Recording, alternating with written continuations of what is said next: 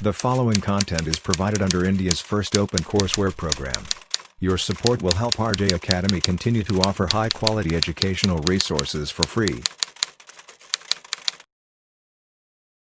Thermodynamics में हमने बिल्कुल बेसिक से स्टार्ट किया। सबसे पहले हम लोगों ने मैक्सवेल बोर्न स्क्वायर पढ़ा, उसके बाद हम लोगों ने कंप्लीट डेरिवेटिव को निकालना सीखा, पार्शियल डेरिवेटिव को निकालना सीखा, अल्फ़ा को पढ़ा हमने, बीटा को देखा, गामा को देखा, और उसके बाद हम लोगों ने स्टेट फंक्शन पढ़ी, पाथ फंक्शन पढ़ी, और with the help of Fuller theorem आप लोगों ने स्टेट फंक्शन प्रूव करना भी सीखा। उसके बाद हम लोगों ने पढ़ी थर्मोडायनामिक इक्वेशन ऑफ स्टेट, जहाँ पर हम लोगों ने फर्स्ट इक्वेशन ऑफ स्टेट देखी थी, सेकंड इक्वेशन ऑफ स्टेट देखी थी, और साथ ही साथ हम लोगों ने हीट कैपेसिटी को भी वहाँ पर पढ़ा, फीचर्स ऑफ हीट कैपेसिटी को देखा, Cp माइनस Cv के हमने कुछ रिलेशंस को वहाँ पर याद किया। उसके बाद हम लोगों ने वर्क डन निकालना सीखा, और हमारा सारा जो बेसिक वाला पार्ट था थर्मो का वो सारा हम लोगों ने वहाँ पर कवर किया। बेसिक वाले पार्ट को कवर करने के बाद हम लोगों ने पहला जो एक्सपेरिमेंट पढ़ा वो हमने पढ़ा जूल थॉमसन एक्सपेरिमेंट, जहाँ पर हम लोगों ने लिक्विफिकेशन ऑफ गैस की बात की। बहुत इंपॉर्टेंट कंसेप्ट था, वहाँ से काफ़ी सारे क्वेश्चंस आते थे, हमने वहाँ पर बहुत सारी चीज़ें प्रैक्टिस भी की। उसके बाद हम लोगों ने कार्नोट इंजन पढ़ा, हीट पंप पढ़ा, रेफ्रिजरेटर पढ़ा, और कार्नोट इंजन के अंदर स्पेशली मैंने ग्राफिकल क्वेश्चन के ऊपर अच्छा खासा फोकस किया, क्योंकि आजकल ट्रेंड में है, आजकल क्वेश्चंस आ रहे हैं ग्राफिकली बेस कार्नोट साइकिल से, कार्नोट इंजन से। तो आपको उसके सारे के सारे ग्राफ, चाहे वो H वर्सेस T हो, S वर्सेस T हो, या फिर कोई भी आपका ग्राफ हो कार्नोट इंजन का, तो आपको वो ग्राफ भी पता होना चाहिए। उसके बाद हम लोगों ने पढ़ा इक्विपार्टीशन लॉ ऑफ एनर्जी, जो कि काफ़ी इंपॉर्टेंट टॉपिक था, क्योंकि गैस की नाम से आप लोग Cp और Cu कैलकुलेट कर रहे थे। अगर आपके पास Cp और Cv है तो आप लोग काफ़ी सारी चीज़ें निकाल सकते हो थर्मोडायनामिक्स के अंदर। मुझे ऐसा लग रहा है कि आपको पता चल रहा होगा कि आप लोग क्या क्या निकाल सकते हो। अगर आपके पास Cp है, Cv है, डेल्टा H आप निकाल सकते हो, डेल्टा U आप निकाल सकते हो, आप लोग फर्स्ट लॉ को अप्लाई कर सकते हो। उसके बाद अगर आपके पास डेल्टा U है, आपको प्रोसेस आपका एडियाबैटिक है, तो वहाँ से डायरेक्ट वर्क डन भी निकाल सकते हो। तो Cp और Cv का आपका काफ़ी जगह आपका यूज़ होने वाला है, तो बहुत इंपॉर्टेंट टॉपिक था वो भी। उसके बाद हमारा फोकस हमने लगाया एंट्रोपी चेंज के ऊपर। हमने एंट्रोपी चेंज को निकालना सीखा, बिल्कुल बेसिक से हमने पढ़ा है एंट्रोपी को, एंट्रोपी चेंज हमने निकालना सीखा, और आज की डेट के अंदर हम लोग किसी भी प्रोसेस के लिए डेल्टा एस को कैलकुलेट कर सकते हैं। एंट्रोपी के बाद हम लोगों ने थर्मोडायनामिक पोटेंशियल के ऊपर अपना नज़र घुमाई, और हम लोगों ने वहाँ पर HgAu के बारे में बात की। H और U के बारे में आप लोग काफ़ी टाइम से पढ़ते हुए आ रहे हो, तो हम लोगों ने गिब्स फ्री एनर्जी को अच्छे से पढ़ा, और लास्ट लेक्चर के अंदर हम लोगों ने कुछ फीचर्स देखे गिब्स फ्री एनर्जी के, जहाँ पर मैंने आपको 4 फीचर्स करा चुका हूँ। चारों फीचर्स बहुत इंपॉर्टेंट थे, और उससे रिलेटेड मैंने आपको कुछ क्वेश्चंस दिए थे लास्ट क्लास के अंदर। आज के इस लेक्चर के अंदर आपको क्वेश्चंस कराता हूँ, किस तरीके से आप उन क्वेश्चंस को अप्रोच करोगे वो हम देखने वाले हैं आज की क्लास के अंदर। और साथ ही साथ हम लोग अपने जो गिब्स फ्री एनर्जी उसको कंटिन्यू करेंगे, कुछ और फीचर्स देखेंगे आज की क्लास के अंदर। तो हम चलिए शुरू करते हैं आज की क्लास।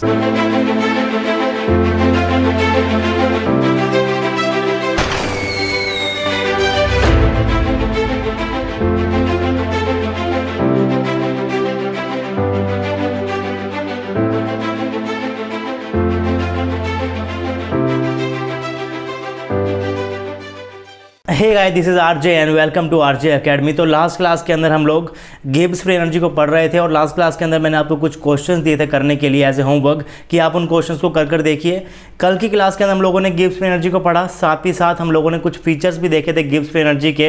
अभी तक हम लोग 4 फीचर को पढ़ चुके हैं। तो जिन बच्चों ने लास्ट लेक्चर को अच्छे से देखा होगा, और उससे पहले एंट्रोपी के लेक्चर्स को भी उसने अच्छे से देखा होगा, तो जो मैंने आपको कल 9 क्वेश्चन दिए थे, उम्मीद करता हूँ कि आप वो सारे क्वेश्चन ईजी तरीके से कर पाओगे। लेकिन फिर भी मैं आपको आज उन क्वेश्चंस को कराऊंगा, क्योंकि उस टाइप के क्वेश्चन देखिए, जो क्वेश्चन थर्मो के अंदर से, पोटेंशियल के अंदर से आते हैं, ये वो क्वेश्चंस होते हैं जो बच्चे अक्सर जो पूरी थर्मो को पढ़कर जाते हैं, इतना टाइम इसके ऊपर देते हैं, लेकिन जो एग्जाम के अंदर 1-2 क्वेश्चंस आते हैं किसी भी यूनिट के अंदर से, वो उस क्वेश्चन को उस क्वेश्चन को वो क्या नहीं कर पाते, अटैम्प्ट नहीं कर पाते।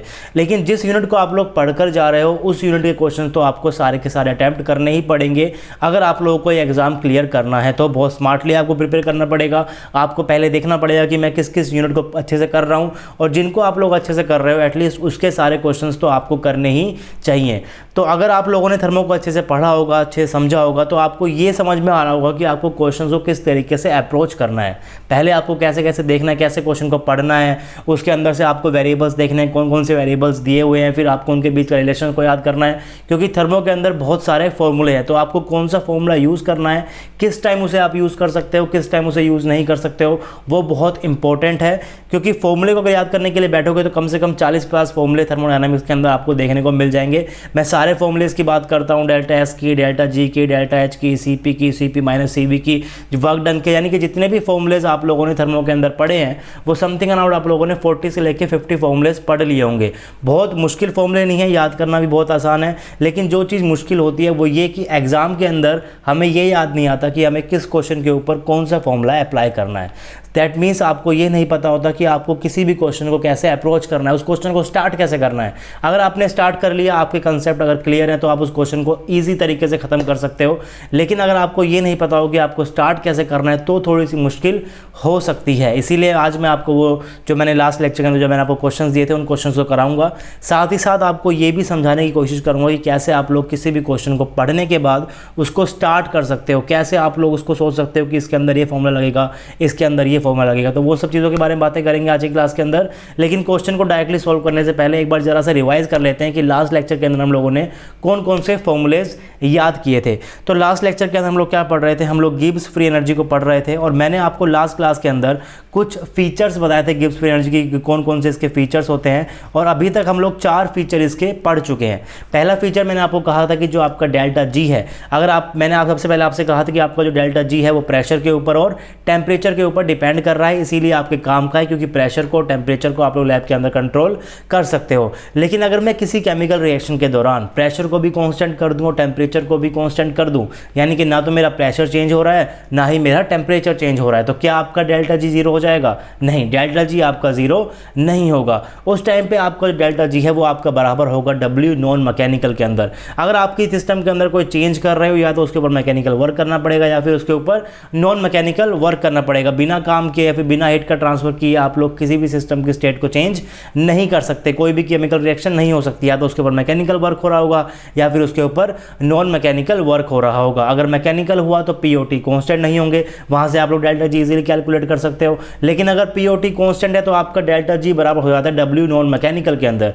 जो आप लोग इलेक्ट्रो के अंदर पढ़ते हो, जो आपका डेल्टा जी इक्वल टू होता है माइनस NFE सेल, वो आप वहां पर देखते हो। जो आप लोग सरफेस केमिस्ट्री के अंदर पढ़ते हो, जो आपका डेल्टा जी होता है माइनस FDL के बराबर, तो वो सब चीजें होती हैं आपका डब्ल्यू नॉन मैकेनिकल। उनकी बातें करेंगे जब हम लोग इलेक्ट्रोकेमिस्ट्री को पढ़ेंगे और सरफेस केमिस्ट्री को पढ़ेंगे। अभी हम थर्मोडायनामिक्स की बात करते हैं, तो आपको ये पता होना चाहिए कि जो आपका डेल्टा जी है वो माइनस डब्ल्यू नॉन मैकेनिकल, वो डब्ल्यू नॉन मैकेनिकल के बराबर होता है अगर आपका प्रेशर और टेम्परेचर क्या हो, कांस्टेंट हो। उसे हम क्या बोलते हैं, पहला फीचर बोलते हैं delta G is equal to non mechanical work in case of when your pressure and your temperature is constant. उसके बाद मैंने आपको बताया सेकंड फीचर, उसमें मैंने आपको कहा था कि डेल्टा जी की वैल्यू से आप लोग किसी भी रिएक्शन की फीजिबिलिटी को, आपकी रिएक्शन स्पॉन्टेनियस है, आपकी रिएक्शन स्पॉन्टेनियस नहीं है, ये आप बता सकते हो। लेकिन आपको डेल्टा एच के बारे में, डेल्टा एस के बारे में नॉलेज होनी चाहिए। उसके बाद हम लोगों ने एक चार्ट को याद किया था, अगर आपका delta S positive, delta H भी पॉजिटिव, तो आपका डेल्टा जी क्या होगा, वो हमेशा स्पॉन्टेनियस होगा, हमेशा नॉन स्पॉन्टेनियस होगा, या फिर वो हाई टेम्परेचर के ऊपर स्पॉन्टेनियस होगा, या फिर वो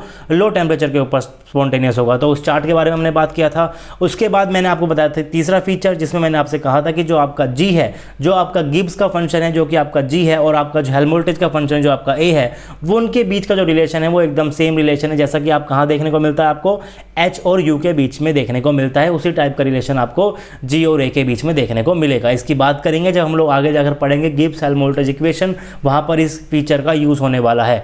उसके बाद मैंने आपसे कहा था, चौथे फीचर को मैंने आपको डिस्कस किया था, जो कि बहुत इंपॉर्टेंट था, जहाँ पर आप लोग देख रहे थे dependence of G on P, क्योंकि थर्मोडायनामिक्स के अंदर हम लोग डील कर रहे हैं प्रेशर और टेम्परेचर के साथ, और आप कह रहे हो कि जो आपका गिब्स फ्री एनर्जी है वो टेम्परेचर का और प्रेशर का फंक्शन है। तो आपको पता होना चाहिए कि प्रेशर को चेंज करने से आपका जी कैसे चेंज हो रहा है, टेम्परेचर को चेंज करने से आपका जी कैसे चेंज हो रहा है। तो चौथा फीचर बहुत इंपॉर्टेंट था, और मैंने आपको कल की क्लास वहीं पर मैंने वाइंड अप कर दी थी, और मैंने आपको कुछ क्वेश्चंस दिए थे करने के लिए। और जो फॉर्मूलेस हम लोगों ने पढ़े थे, एक बार मैं उसको भी यहाँ पर डिस्कस कर लेता हूँ। हम लोगों ने गैसेस के लिए फॉर्मूले देखे थे, जो आपका डेल्टा जी था वो इक्वल टू था nRT ln P2/P1। आप कह रहे थे कि इस केस के अंदर आपका टेम्परेचर कॉन्स्टेंट है, तो बोल्स लॉ का अप्लाई कर सकते हो। P2/P1 आपका बराबर हो गया V1/V2 के, तो आप इसको बोल सकते हो कि आपका डेल्टा जी बराबर हो सकता है nRT ln V1/V2 के। तो ये आपने कहा था कि सिंपल कोई आपके पास एक गैस है, एक पर्टिकुलर स्टेट से एक पर्टिकुलर स्टेट तक गई, मान लीजिए कि वो P1 से P2 पे गई, आप लोग डेल्टा जी वहाँ पर कैलकुलेट कर रहे थे। आपको इनिशियल प्रेशर पता है, फाइनल प्रेशर पता है, किस टेम्परेचर पे कन्वर्जन कर रहे हैं वो आपको पता है, मोल्स आपको पता है, गैस कांस्टेंट की वैल्यू तो आपको पता ही है। तो किसी भी प्रोसेस के लिए अगर आप किसी एक पर्टिकुलर गैस को एक स्टेट से दूसरी स्टेट पर लेकर जा रहे हो तो इस प्रोसेस के लिए आप लोग डेल्टा जी इजीली कैलकुलेट कर सकते हो। अगर मैं बात करूं केमिकल रिएक्शंस की, तो केमिकल रिएक्शन मान लीजिए किसी एक प्रेशर के ऊपर अभी केमिकल रिएक्शन का डेल्टा जी की वैल्यू क्या है, डेल्टा जी की वैल्यू डेल्टा जी 1 है। अब मैं यहां पर डेल्टा जी क्यों बोल रहा हूं, ये आपका होगा G of products minus G of reactant, लेकिन ये आपका डेल्टा जी है P1 प्रेशर के ऊपर। आप चाहते हो कि इसकी डेल्टा जी की कुछ और वैल्यू आए, यानी कि आप लोगों को P2 के ऊपर डेल्टा जी की वैल्यू निकालनी है, डेल्टा G2 निकालना है, या फिर आपको डेल्टा G2 दे रखा है और आपको P2 निकालना है, तो उस केस के अंदर भी आप लोग चीज़ों को निकाल सकते हो। आपने वहाँ पर कहा था कि delta G2 minus delta G1 जो आपका होगा वो आपका नंबर ऑफ गैसियस मोल्स के ऊपर डायरेक्टली डिपेंड कर रहा होगा। इसका मतलब वो आपको क्वेश्चन के अंदर कोई केमिकल रिएक्शन दे सकता है, वो आपको वहाँ पर फेज लिख कर दे देगा कि इसके अंदर ये सॉलिड है, ये गैस है और ये क्या है, लिक्विड है। अगर किसी भी रिएक्शन के अंदर गैस इन्वॉल्व हो गई है तो सॉलिड लिक्विड को भूल जाओ, क्योंकि गैस की प्रॉपर्टी सबसे ज़्यादा होती है। आप कह रहे थे कि जब आपका सॉलिड का और लिक्विड का केस आएगा तो उस केस के अंदर आपका डेल जी अपॉन में डेल पी टी आपका वॉल्यूम के ऊपर डिपेंड हो रहा था। लेकिन अगर किसी रिएक्शन के अंदर सॉलिड भी है, गैस भी है, लिक्विड भी है, तो सॉलिड और लिक्विड तो वॉल्यूम के कंपैरिजन के अंदर अपने डेल्टा जी को चेंज करेगा, लेकिन आपके जो गैस का वॉल्यूम होता है वो बहुत ज़्यादा होता है in comparison to solid and liquid.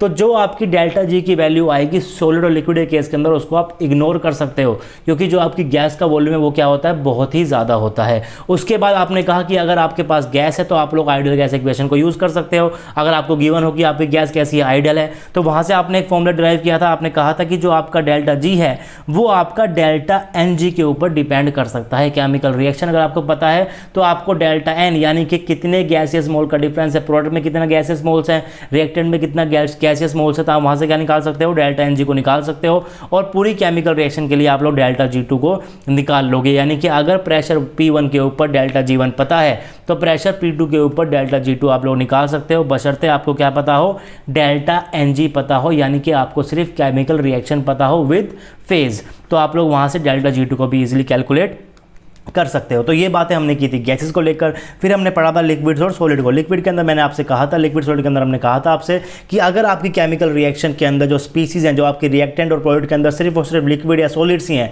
एक भी गैस वहाँ पर नहीं होनी चाहिए, ना तो प्रोडक्ट के अंदर ना ही आपकी रिएक्टेंट के अंदर, तो उस केस के अंदर जो आपका डेल्टा जी होता है वो आपका डिपेंड किसके ऊपर करता है, डेल्टा वी के ऊपर डिपेंड करता है। पहले बात करते हैं कि आप लिक्विड और सॉलिड को एक स्टेट से दूसरी स्टेट तक लेकर गए हो, तो उस केस के अंदर आपका डेल्टा जी क्या हो जाएगा, इक्वल टू वी इंटू में P2 माइनस का P1। आपने कहा था डायरेक्टली वॉल्यूम के ऊपर वो डिपेंड करता है। उसके बाद अगर मैं केमिकल रिएक्शन की बात करूं, रिएक्टेंट के अंदर भी लिक्विड सॉलिड है, प्रोडक्ट के अंदर भी लिक्विड सॉलिड है, किसी एक प्रेशर P1 के ऊपर आपको डेल्टा G1 पता है रिएक्शन का, आपको किसी और प्रेशर के ऊपर डेल्टा G2 निकालना है रिएक्शन का, तो वो आप निकाल सकते हो, बशर्ते आपको क्या पता हो, डेल्टा V पता हो। डेल्टा V आपको पता होगा तो आप लोग वहाँ पर डेल्टा G2 को ईजिली कैलकुलेट कर सकते हो। तो ये आपने फॉर्मूलेस पढ़े थे। पेपर पर्सपेक्टिव के व्यू से ये सारी चीज़ें बहुत इंपॉर्टेंट है, क्योंकि आप लोगों को देखिए आपने डेल्टा एस को निकालना सीख लिया। एंट्रोपी के ऊपर हम लोगों ने 3-4 लेक्चर्स दिए, आपने अगर अच्छे से लेक्चर को देखा होगा तो डेल्टा एस आप लोग निकाल सकते हो। अगर आपकी कोई एक सिंगल स्टेट यहाँ से किसी भी कोई भी सॉलिड लिक्विड गैस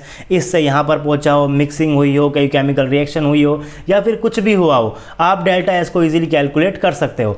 थर्मोडायनामिक्स में अंदर हम लोग इंटरेस्टेड है डेल्टा जी निकालने के लिए, डेल्टा एच निकालने के लिए, डेल्टा एस निकालने के लिए, वर्क डन निकालने के लिए, डेल्टा यू निकालने के लिए, डेल्टा एच निकालने के लिए। आपको सारी चीज़ें निकालनी आनी चाहिए किसी भी प्रोसेस के लिए।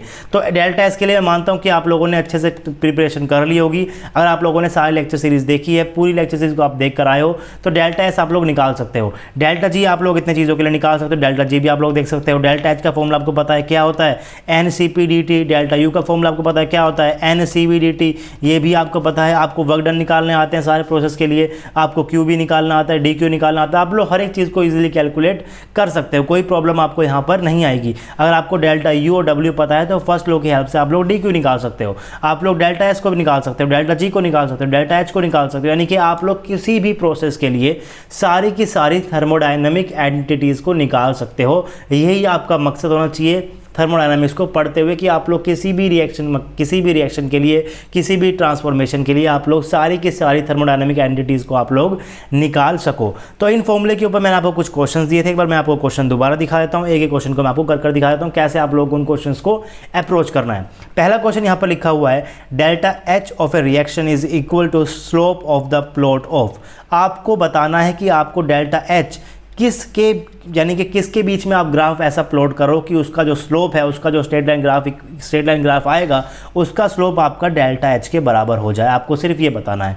अब आप सबसे पहले देखिए आपको डेल्टा एच किसके बराबर होना चाहिए, स्लोप के बराबर होना चाहिए। ऑप्शंस देखिए, ऑप्शन के अंदर आपके पास क्या है, डेल्टा जी है और टी है। अब दिमाग के अंदर सोचो कि आपको कोई ऐसी इक्वेशन पता है जिसके अंदर टी हो, जिसके अंदर डेल्टा एच हो, जिसके अंदर डेल्टा जी हो। तो आप कहोगे कि हाँ मुझे इक्वेशन पता है। क्या इक्वेशन पता है आपको, delta G is equal to delta H minus का टी डी एस। ये आपको इक्वेशन पता है। मैं आपको यहाँ पर नए पेज के ऊपर करके दिखा देता हूँ।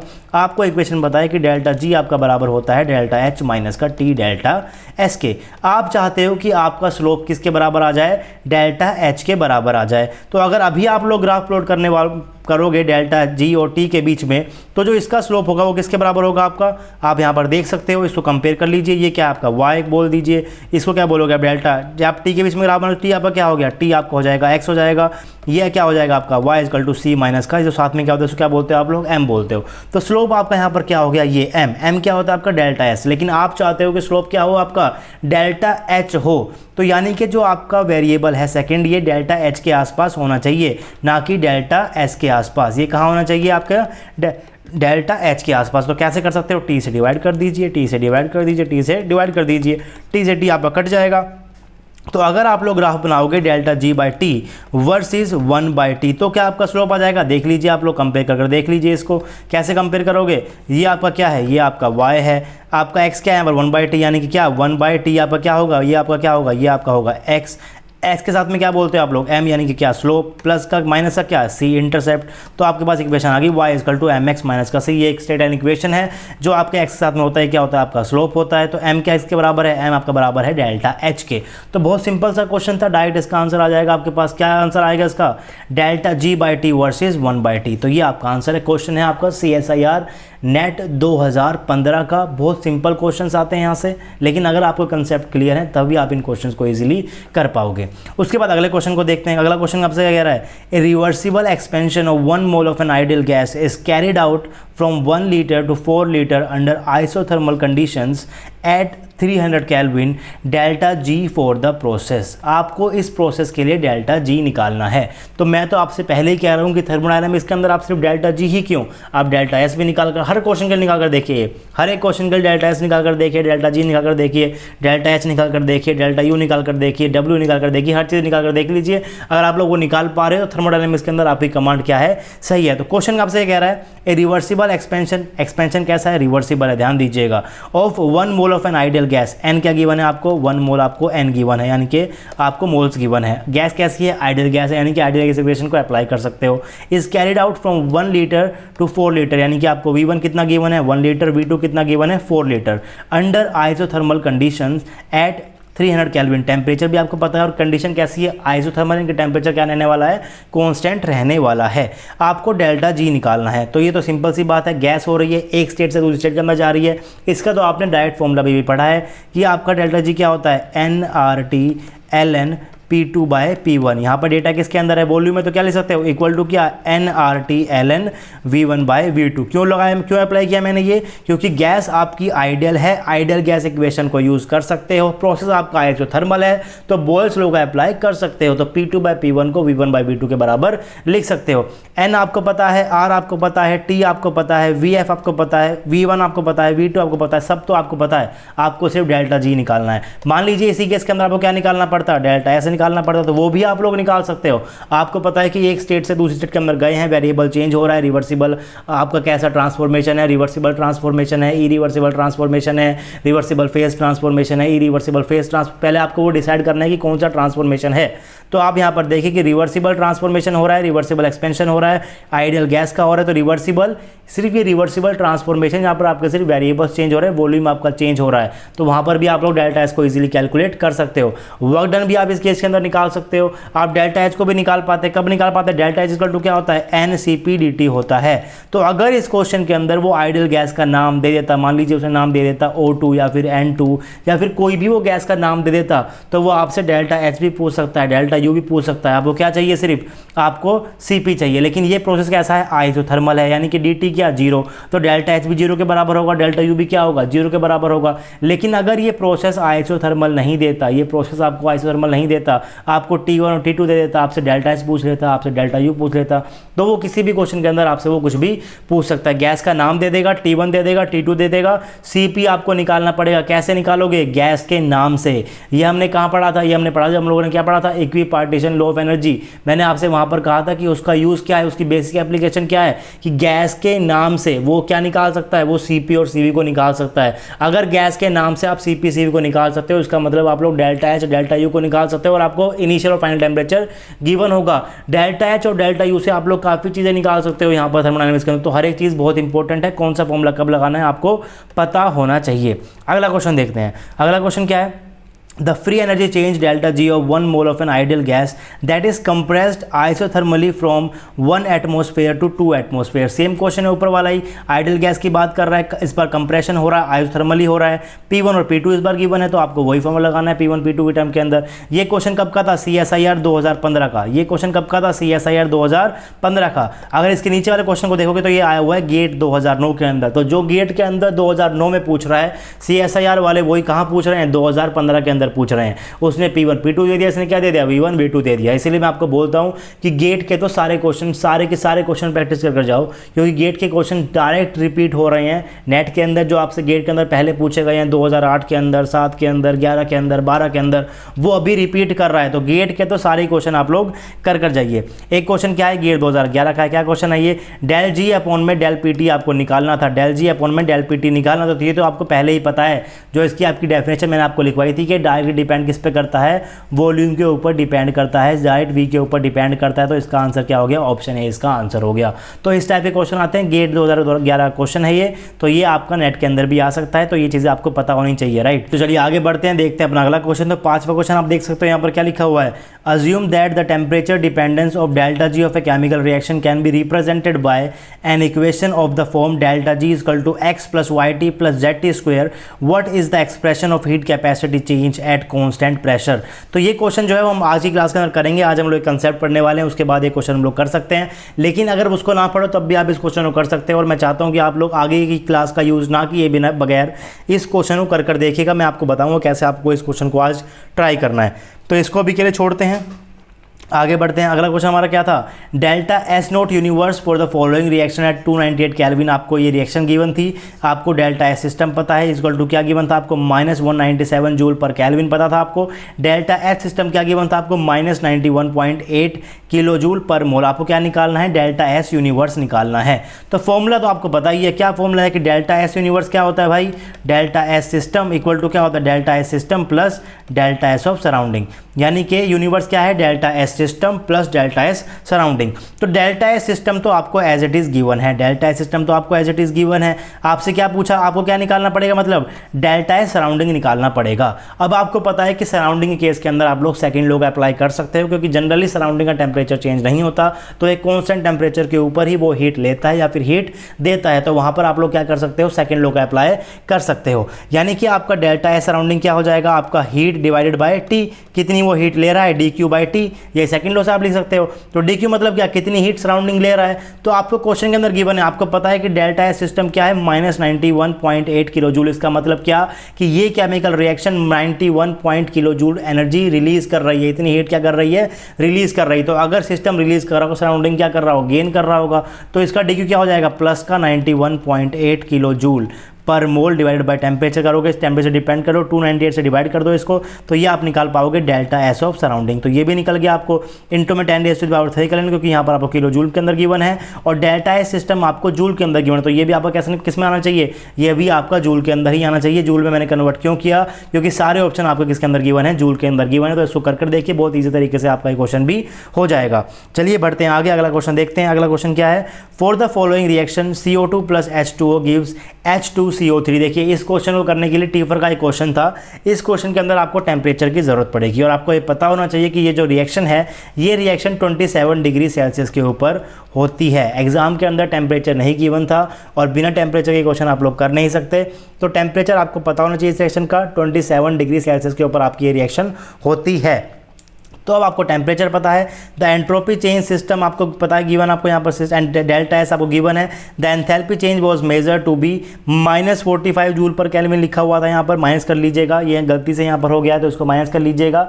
The reaction is expected to be spontaneous process, the total change in entropy delta S plus delta S surrounding आपको निकाला था। सेम पहले की तरह क्वेश्चन है, आपको डेल्टा एस सिस्टम पता है, रिएक्शन ने कितनी हीट रिलीज की होगी, यहाँ पर माइनस है, वो आपको पता है, तो वहाँ से आप लोग क्या निकाल सकते हो, डेल्टा एस सराउंडिंग को निकाल सकते हो।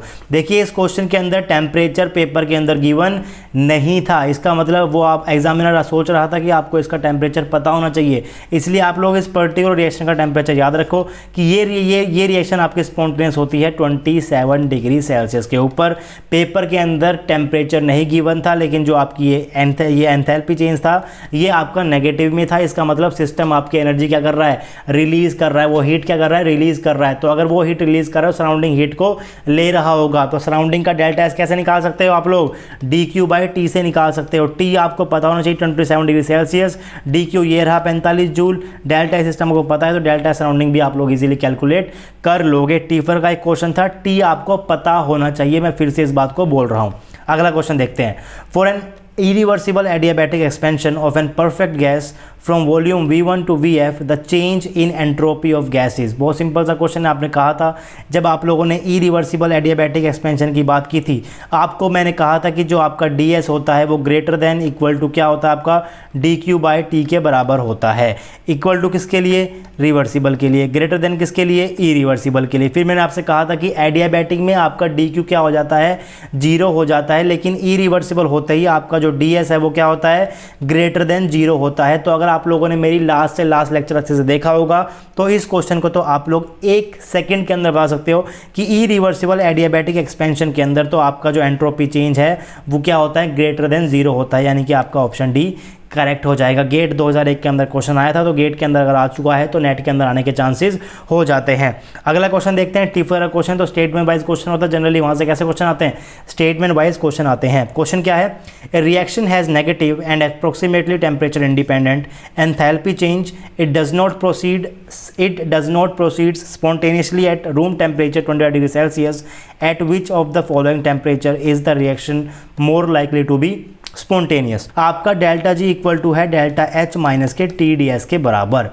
डेल्टा एच कह रहा है नेगेटिव है, क्वेश्चन के अंदर गिवन है, उसने आपको कहा है कि 25 डिग्री सेल्सियस के ऊपर यानी कि 298 केल्विन के ऊपर आपका डेल्टा जी क्या है, पॉजिटिव है। तो ये पॉजिटिव कब बन गया होगा, ये पॉजिटिव तभी बनेगा जब आपका डेल्टा एस कैसा हो, नेगेटिव हो, क्योंकि अगर आपका डेल्टा एस नेगेटिव हुआ तब आपका माइनस TdS पॉजिटिव हो जाएगा, और जब आपकी ये पॉजिटिव वैल्यू उस नेगेटिव वैल्यू से बड़ी होगी तभी आपका डेल्टा जी क्या रहेगा, पॉजिटिव रहेगा। तो अगर आप चाहते हो कि आपका रिएक्शन स्पॉन्टेनियस हो जाए, यानी कि ये पॉजिटिव से नेगेटिव में बदल जाए, तो इसका मतलब कि ये जो पॉजिटिव वाली चीज़ है इसको थोड़ा सा कम होना पड़ेगा।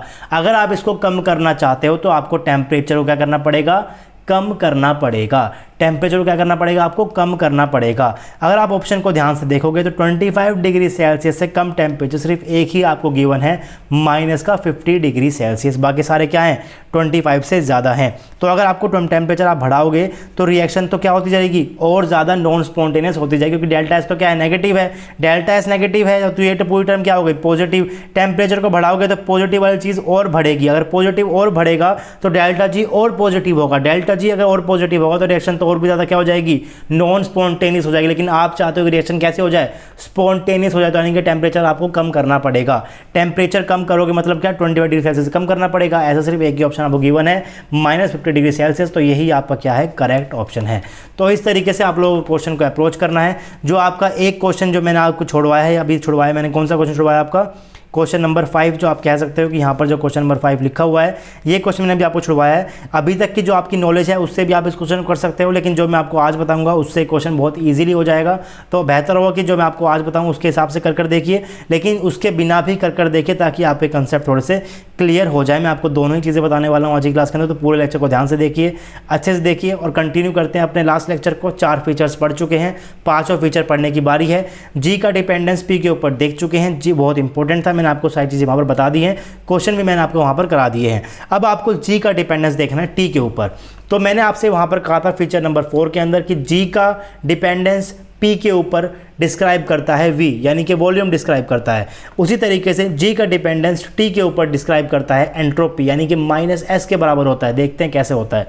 तो dependence of G and G on T और variation of G with T is generally dependent on -s as, यानी कि अगर आपका D G equal to V D P minus S D T होता है, ये आपको पता है, मैक्सवेल बोर्न स्क्वायर से आप लोग इसको लिख भी सकते हो। एट कॉन्स्टेंट प्रेशर, यानी कि पी अगर आपका कॉन्स्टेंट हो गया तो डी पी क्या, 0। अगर आपका डी पी 0 हो गया तो आप लिख सकते हो del G at constant P. जैसे ही आपने किसी चीज़ को कॉन्स्टेंट डिफाइन किया, डी आपका कन्वर्ट हो गया डेल के अंदर, तो बन गया del G at constant P equal to -s D T at constant P. D T को ताकि इधर ले आओ, क्या बन गया, del G upon del T P क्या हो गया आपका, -s के बराबर हो गया।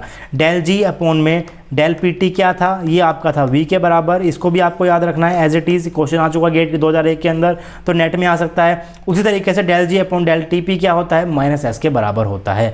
तो ये चीज़ें आपको याद होनी चाहिए। इन केस ऑफ केमिकल रिएक्शन करना क्या है, आपको सिर्फ डेल लगा देना है। तो जी की जगह क्या आ जाएगा, जी की जगह आ जाएगा डेल जी, और एस की जगह क्या आ जाएगा, डेल्टा एस। जो आप लोगों ने सेम जी और पी के बीच में किया था, सेम वही चीज़ आपको यहाँ पर करनी है। जैसे ही रिएक्शन आ जाती है, क्या लगाना है आपको, डेल लगा देना है। अगर आप इस चीज़ को ध्यान से देखिए, क्योंकि यहाँ से क्वेश्चन ग्राफिकली भी आता है। अगर आप लोग वहाँ पर बात कर रहे थे कि आप देख रहे थे कि जो आपका डेल जी या डेल पी टी था वो आपका वी के बराबर था, इसका मतलब क्या था कि अगर आप लोग जी और पी का ग्राफ बनाओगे तो उसका स्लोप क्या था आपका, वी था। इसका मतलब क्या होता है, अगर आप लोग वाई एक्सिस के और एक्सिस के बीच में ग्राफ बनाते हो तो डी वाई डी एक्स क्या होता है आपका, इस इक्वेशन का क्या होता है आपका, स्लोप होता है। तो अगर आप लोग जी और पी का ग्राफ बनाओगे तो उसका स्लोप किसके बराबर, वी के बराबर। लेकिन अगर आप लोग जी और टी का ग्राफ बनाओगे तो उसका स्लोप किसके बराबर होगा, आपका एस के बराबर होगा। उसी तरीके से अगर आप किसी केमिकल रिएक्शन के अंदर डेल्टा जी और टी का ग्राफ बनाओगे तो वो ग्राफ आपके पास स्ट्रेट लाइन आएगा और उसका स्लोप जो है वो किसके बराबर होगा, आपका डेल्टा एस के बराबर होगा। अब किसी भी रिएक्शन का डेल्टा एस पॉजिटिव भी हो सकता है, किसी भी रिएक्शन का डेल्टा एस नेगेटिव भी हो सकता है। तो अगर पॉजिटिव हुआ तो पॉजिटिव स्लोप, नेगेटिव हुआ तो नेगेटिव स्लोप। अगर आपका डेल्टा एस पॉजिटिव है, डेल्टा एस अगर पॉजिटिव तो पूरा क्या नेगेटिव, तो slope of delta ji versus T क्या हो जाएगा, नेगेटिव। अगर आपका डेल्टा एस नेगेटिव, तो डेल्टा एस अगर नेगेटिव तो पूरा क्या नेगेटिव इंटू नेगेटिव पॉजिटिव, तो स्लोप क्या डेल्टा जी वर्सेस टी का पॉजिटिव। इस चीज़ को ध्यान रखिए, डेल्टा एस पॉजिटिव है तो स्लोप नेगेटिव है, क्योंकि जो आपका वेरी कर रहा है वो किसके थ्रू कर रहा है, नेगेटिव साइन के थ्रू कर रहा है। Del G upon del T P आपका माइनस डेल्टा एस के बराबर है। डेल्टा एस पॉजिटिव तो slope negative, delta S negative slope positive. इस चीज़ को ध्यान रखिए। इसके ऊपर क्वेश्चन आते हैं, मैं आपको क्वेश्चन दिखा देता हूँ कैसा क्वेश्चन आता है। टीफर 2013 का क्वेश्चन है, बहुत प्यारा क्वेश्चन है, इसलिए मैंने यहाँ पर इसको लिया है। क्वेश्चन के अंदर देखिए स्टेटमेंट बहुत बड़ी दी गई है, लेकिन क्वेश्चन के अंदर कुछ भी नहीं है। जो कंसेप्ट मैंने आपको अभी बताया है, अगर आपको पता चल गया डेल्टा एस अगर पॉजिटिव तो delta G upon delta G by del T P क्या, अगर डेल्टा एस आपका पॉजिटिव तो del G upon del T P क्या रहेगा आपका नेगेटिव, यानी कि स्लोप क्या रहेगा नेगेटिव। अगर आपका डेल्टा एस नेगेटिव तो उसका स्लोप क्या, यानी कि del G upon del T P क्या पॉजिटिव। अगर डेल्टा एस पॉजिटिव है तो स्लोप नेगेटिव है, डेल्टा एस नेगेटिव स्लोप क्या पॉजिटिव है। ये आपको याद होना चाहिए।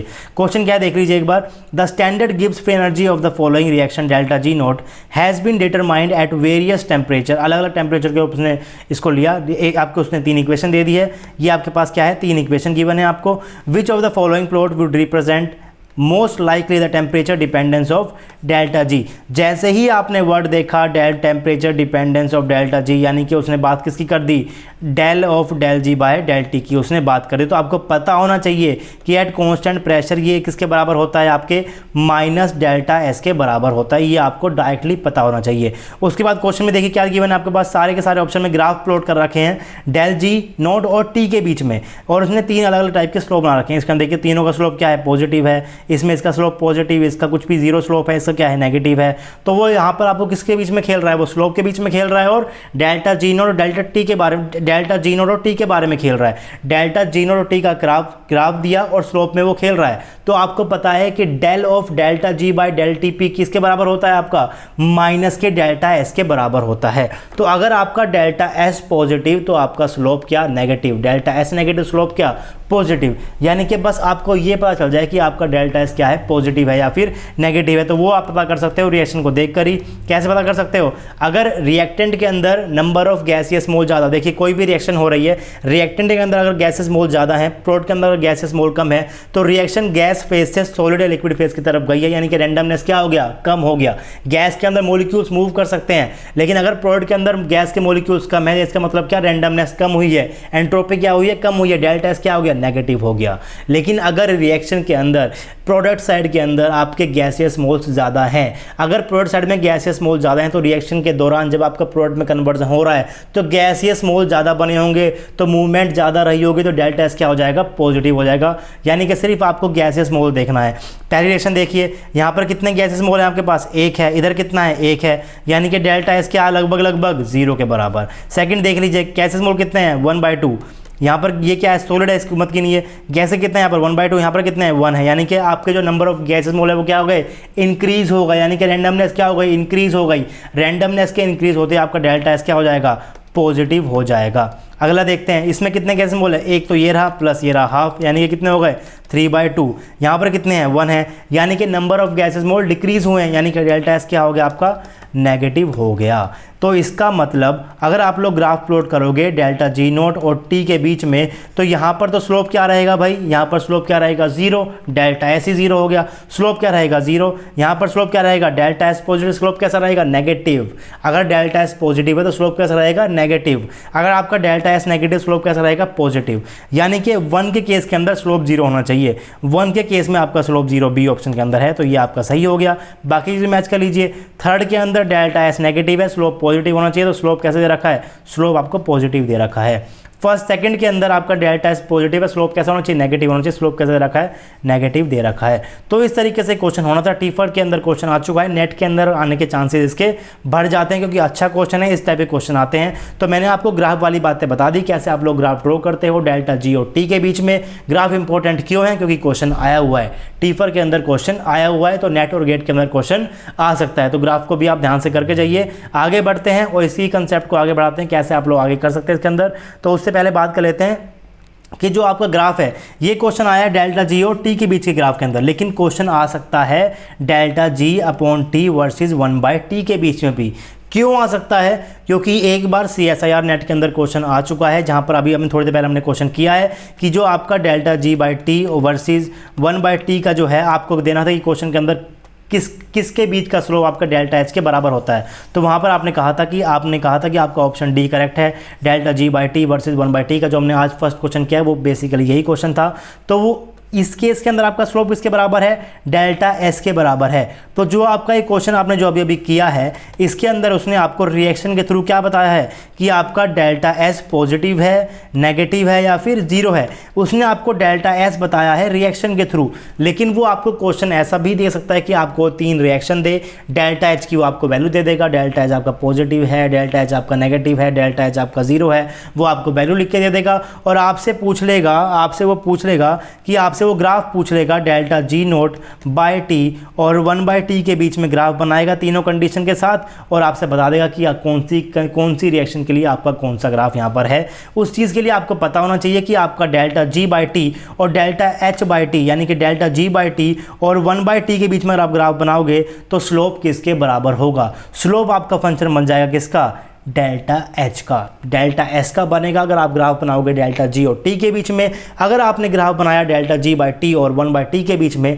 तो वहाँ पर आपका स्लोप हो जाएगा डेल्टा एच के बीच में। तो क्वेश्चन बनाने वाला आपको डेल्टा एस और स्लोप के साथ भी खेल सकता है, डेल्टा एच और स्लोप के साथ भी खेल सकता है। आपको तैयार रहना है कि आपको किस टाइम पर कौन सी चीज़ को यूज़ करना है। मैंने इस चीज़ को यहाँ पर डब्बा बना के अलग से लिख दिया है, ये चीज़ भी आपको पता होनी चाहिए, क्योंकि अगर इस केस के अंदर आपका स्लोप माइनस डेल्टा एस के बराबर है और इस केस में स्लोप आपका प्लस के डेल्टा एच के बराबर है, तो इस चीज़ से भी क्वेश्चन आपका आ सकता है। अब बढ़ते हैं आगे। फीचर्स आपके पूरे हो गए हैं गिब्स फंक्शन के, 5 फीचर आपको पढ़ने हैं। जी का डिपेंडेंस पी के ऊपर बहुत इंपॉर्टेंट है, जी का डिपेंडेंस टी के ऊपर बहुत इंपॉर्टेंट, अभी आगे भी वो आएगा, आगे हम उसको दोबारा से पढ़ेंगे। लेकिन उससे पहले आप लोग ये चीज़ पढ़ लीजिए, क्या है dependence of delta ji with temperature for a chemical reaction is generally represented in the form of Gibbs Helmholtz equation. जो आपका डेल्टा जी का टेम्परेचर के ऊपर डिपेंडेंस है, जो बेसिकली हम लोग फीचर नंबर 5 को कंटिन्यू कर रहे हैं। अलग से मैंने इसको नाम दे दिया है गिब्स हेल्महोल्ट्ज़ इक्वेशन, क्योंकि ये गिब्स के लिए यानी कि जी के लिए भी वैलिड है और ए के लिए यानी कि हेल्महोल्ट्ज़ के लिए भी वैलिड है। दोनों के लिए वैलिड है, इसलिए हम लोग क्या बोलते हैं, इसे गिब्स हेल्महोल्ट्ज़ बोलते हैं। कौन सी इक्वेशन वैलिड है? ये जो आपके 3 इक्वेशन है, आपको इन 3 इक्वेशन को एज इट इज़ याद रखना है, कोई बहुत बड़ी चीज़ नहीं है, ये आप लोग याद कर चुके हो। एक ही इक्वेशन से दूसरी इक्वेशन बनी है, इनका प्रूफ भी मैं आपको दिखा दूंगा कैसे हम लोगों ने इनको प्रूफ किया हुआ है, कोई बहुत बड़ी बात नहीं है। लेकिन इंपॉर्टेंट क्या है कि आप लोग क्यों इसको गिब्स हेल्महोल्ट्ज़ बोलते हो, क्योंकि ये जी के लिए और ए के लिए, दोनों के लिए क्या है, वैलिड है। कैसे वैलिड है? ये आपको पता है कि जो आपका डी जी है वो क्या है, V D P minus S D T के बराबर है, और आपका डी ए क्या है, माइनस का P D V S D T minus S D T के बराबर है। तो ध्यान से देखिएगा, एस डी टी यहाँ पर भी सेम है और यहाँ पर भी क्या है, सेम है। तो चेंज क्या हुआ है, डी जी की जगह क्या आ गया, डी ए आ गया, वी की जगह क्या आ गया, आपका पी आ गया, और डी पी जगह क्या आ गया, डी वी आ गया, यानी कि पी की जगह वी आ गया और जी की जगह क्या आ गया, ए आ गया। ये बेसिकली क्या हुआ है, चेंज हुआ है। ए इजकल टू क्या होता है, यू माइनस का टी एस, माइनस का टी एस यहाँ पर भी है। जी इजकल टू क्या होता है, एच माइनस का टी एस, माइनस का टी एस यहाँ पर भी है। तो यू की जगह आपको क्या लगाना है, ए लगाना है। यानी कि गिब्स के फंक्शन के अंदर जहाँ जहाँ पर भी जी है उसको आप लोग ए से कन्वर्ट कर सकते हो, उसकी जगह आप ए लिख सकते हो, बशर्ते आप लोग एच को यू लिख दो और पी को वी लिख दो। वे आपके सारे के सारे फंक्शन क्या हो जाएंगे, सारे के सारे सेम हो जाएंगे। तो आपको जो 3 इक्वेशन याद रखनी है वो तीनों की 3 इक्वेशन ये रही। पहली इक्वेशन क्या है, डेल्टा जी आपका बराबर होता है delta H plus T into में del of delta G by del T P. इसको प्रूव करेंगे, कोई चिंता नहीं है, आपको बस इसको याद करना है, ये आराम से याद हो भी जाएगा, कोई प्रॉब्लम नहीं है। जब मैं आपको प्रूव बताऊंगा तो आपको ईजिली याद भी हो जाएगा। सेकंड क्या याद रखना है आपको, del by del T of delta G by T, यानी कि डेल्टा जी बाई टी को डिफ्रेंशिएट कर रहे हो टी के रिस्पेक्ट में एट पी कॉन्स्टेंट, ये आपका बराबर होता है माइनस के delta H by T square के। उसके बाद आप बोल सकते हो कि del of del G by T, और नीचे किसके साथ में इसको डिफरेंशिएट कर रहे हो, 1 बाई टी से इसको डिफरेंशिएट कर रहे हो एट कांस्टेंट पी, ये किसके बराबर होता है, आपका डेल्टा एच के बराबर होता है। तो तीनों इक्वेशन आपको एज इट इज याद रखनी है।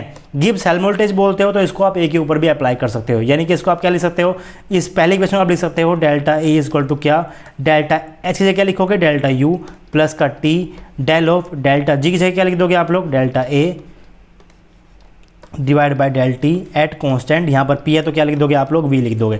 यानी पी की जगह क्या लिखना है, वी लिखना है, जी की जगह क्या लिखना है आपको, ए लिखना है, डेल्टा जी की जगह क्या लिखना है, डेल्टा ए लिखना है, और साथ ही साथ आपको एच की जगह क्या लिखना है, आपको यू लिखना है। यानी कि डेल्टा एच की जगह आपको क्या लिखना है, डेल्टा यू लिखना है। तो जैसे ही आप लोग ये कन्वर्जन करोगे आप लोग पहुँच जाओगे जी से ए की तरफ, यानी कि जो रिलेशन आपका जी और एच का है वो रिलेशन आपका किसका है, ए और यू का है। तो ए को याद रख लीजिए, बाकी आपका अपने आप याद हो जाएगा। अब देखते हैं कि इनका प्रूफ कैसे आप लोग इनको प्रूव कर सकते हो। मैंने यहाँ पर नीचे अलग से लिखा हुआ वाई गिब्स हेल्महोल्ट्ज़, क्योंकि ए के लिए भी यूज़ कर सकते हो और जी के लिए भी यूज़ कर सकते हो, दोनों के लिए यूज़ कर सकते हो, बशर्ते आपको पी को जगह बी करना पड़ेगा, एच की जगह यू करना पड़ेगा और जी की जगह ए करना पड़ेगा। आप लोग इनको कर सकते हो। तो 3 इक्वेशन है, तीनों का प्रूफ देख लेते हैं कैसे हम इनको प्रूफ करते हैं। उसके बाद की जो बातें हैं वो हम करेंगे नेक्स्ट लेक्चर के अंदर, क्योंकि बहुत इंपॉर्टेंट होने वाला है। आज का लेक्चर काफ़ी बड़ा हो गया है, तो सिर्फ इनका प्रूफ देख लेते हैं। उनके बाद कैसे इन चीज़ों को अप्लाई करेंगे वो बहुत इंपॉर्टेंट है। वहाँ से क्वेश्चन आते हैं, भर भर के क्वेश्चन आते हैं, क्वेश्चन की प्रैक्टिस भी करेंगे। सबसे पहले देख लेते हैं कैसे हम लोग इनको प्रूव कर सकते हैं, कैसे आप लोग इन चीज़ों को याद कर सकते हो। तो आपको पता है कि डेल्टा जी इजकल टू बराबर होता है is equal to delta H minus का टी डेल्टा एस। देखिए, इनको एक्सप्रेशन को याद करना बहुत ज़रूरी है। अगर आपने एक बार इनके प्रूफ को देख लिया तो ये आपको जल्दी याद हो जाएंगे, आपको याद करने में हेल्पफुल हैं। इसीलिए मैं आपको हर एक चीज़ का प्रूफ बता रहा हूँ, ताकि एग्जाम के अंदर आप कोई भी फॉर्मूला भूले ना बस, क्योंकि अगर आप चीज़ों को भूलने लग गए तो प्रॉब्लम हो जाएगी। आपने टाइम भी वेस्ट कर दिया, इतना सारा टाइम दिया इस यूनिट को, तो कुछ भी भूलना नहीं है। अगर आप लोगों को प्रूफ पता होगा, बाई चांस अगर आप भूल भी गए तो आप उनको वहाँ पर बैठ के ड्राइव कर सकते हो। ये खासियत होती है किसी भी चीज़ को अच्छे से समझ के पढ़ने की, कि अगर आप लोग भूल भी गए तो उसको बाद में अपने खुद ही उसको एग्जाम सेंटर के अंदर उसको ड्राइव कर सकते हो। तो आपको पता है कि डेल्टा जी आपका होता है डेल्टा एच माइनस के TDS के बराबर, ये चीज़ आपको पता है। और मैक्सवेल इक्वेशन से आपको पता है कि dg आपका बराबर होता है vdp माइनस का sdt। टेम्परेचर को कांस्टेंट कर दो, dp क्या हो जाएगा आपका 0 हो जाएगा। तो ये चीज़ आप लोग करते हुए आ रहे थे, आप लोग कह रहे थे कि आपका del G upon del TP आपका माइनस एस के बराबर। ये चीज़ तो आपको वैसे ही डायरेक्टली याद है, ये तो मैंने आपको यहाँ पर इसका प्रूफ भी लिख दिया, क्योंकि आप जब करा रहे हो तो मैं सारा करा देता हूँ। फॉर ए केमिकल रिएक्शन क्या करना पड़ेगा, जी की जगह डेल्टा जी, एस की जगह डेल्टा एस। तो ये चीज़ भी आपको पता है, यहाँ से आपको क्या पता है। तो इस डेल्टा एस की वैल्यू उठाकर यहाँ पर पुट कर दीजिए, डेल्टा एस की वैल्यू उठाकर यहाँ पर पुट कर दीजिए। क्या वैल्यू हो जाएगी, माइनस का del of delta G upon में डेल टी पी, ये इसकी वैल्यू हो जाएगी, ये इसकी क्या हो जाएगी, वैल्यू हो जाएगी। वैल्यू को पुट कर दीजिए, माइनस माइनस क्या बन जाएगा प्लस, टी बाहर पहले से था ही, डेल इंटू में delta G upon del T P, यहाँ पर इसने आपको लगा दिया। तो कोई बहुत बड़ी चीज़ नहीं है, सिर्फ डेल्टा एस की वैल्यू को पुट करना है। और आपको पहले से ही पता है कि जो आपका जी है वो टी के साथ वेरी कर रहा है कॉन्स्टेंट टेम्परेचर के ऊपर एस के साथ। तो अगर केमिकल रिएक्शन होगी तो कैसा हो जाएगा, del of delta G upon में del T P equal to क्या, माइनस का डेल्टा एस। तो इस डेल्टा एस की वैल्यू जो कि आपकी ये रही, इसको उठा के इक्वेशन के अंदर पुट कर दीजिए। आपकी पहली फॉर्म तो इक्वेशन यहाँ पर इजीली डिराइव हो गई। अब बात करते हैं दूसरी को कैसे डिराइव करता है। दूसरी तो और भी आसान है, डेल्टा जी इक्वल टू, ये आपको पता ही है, ये आपको पता है। आपको पहुंचना कहाँ है, आपको कहाँ पहुंचना है। पहले वाले केस के अंदर आपने देखो क्या देखा, तीनों इक्वेशन को ध्यान से देखिए, आपको करना क्या है। पहले इक्वेशन के अंदर आपने सिर्फ डेल्टा जी देखा, दूसरी इक्वेशन के अंदर आपने डेल्टा जी अपॉन टी को टी के साथ में डिफरेंशिएट कर दिया। देखिए डेल्टा जी अपॉन टी को टी के साथ में आपने क्या कर दिया, डिफरेंशिएट कर दिया। तीसरी में आपने क्या किया है, डेल्टा जी बाई टी को 1/t के साथ में आपने डिफरेंशिएट कर दिया। तो तीनों को एक ही साथ में याद रखना, पहली आपकी प्रूव हो गई है। दूसरे के अंदर आपको क्या करना है, डेल्टा जी अपॉन टी को डिफरेंशिएट करना है। तो डेल्टा जी अपॉन टी ले आते हैं। डेल्टा जी अपॉन टी कैसे आएगा, इस इक्वेशन को टी से डिवाइड कर दो, डिवाइड कर देते हैं। डेल्टा जी अपॉन में टी आ गया इक्वल टू क्या आ गया, डेल्टा एच अपॉन में टी माइनस का डेल्टा एस। अब क्या करना है, आपको डिफरेंशिएट करना है टी के साथ में। तो ठीक है भाई, इस इक्वेशन को क्या कर दो, डिफरेंशिएट कर दो। डिफरेंशिएट करोगे तो कैसे लिखोगे, इसको आपने क्या कर दिया, डिफरेंशिएट कर दिया टी के रिस्पेक्ट में एट कांस्टेंट प्रेशर। तो ये चीज़ आपने उठा के एज इट इज यहाँ पर लिख दी। सेम आपको इधर भी करना पड़ेगा, जो आपने राइट हैंड साइड में किया है वो आप कहाँ करोगे, लेफ्ट हैंड साइड में कर दोगे। तो ये चीज़ आपने यहाँ पर भी कर दी। डेल्टा एच बाई टी जो कि आपका यहाँ पर था, डेल्टा एच बाई टी आपका यहाँ पर था, इसको आपने क्या किया, डिफरेंशिएट किया टी के रिस्पेक्ट में एट कांस्टेंट प्रेशर। वही चीज़ आपने कहाँ कर दी, डेल्टा एस साथ में डेल्टा एस को आपने क्या किया, डिफरेंशिएट किया टी के रिस्पेक्ट में एट कांस्टेंट प्रेशर। ये आपने यहाँ पर कर दिया, ये चीज़ आपने यहाँ पर कर दी।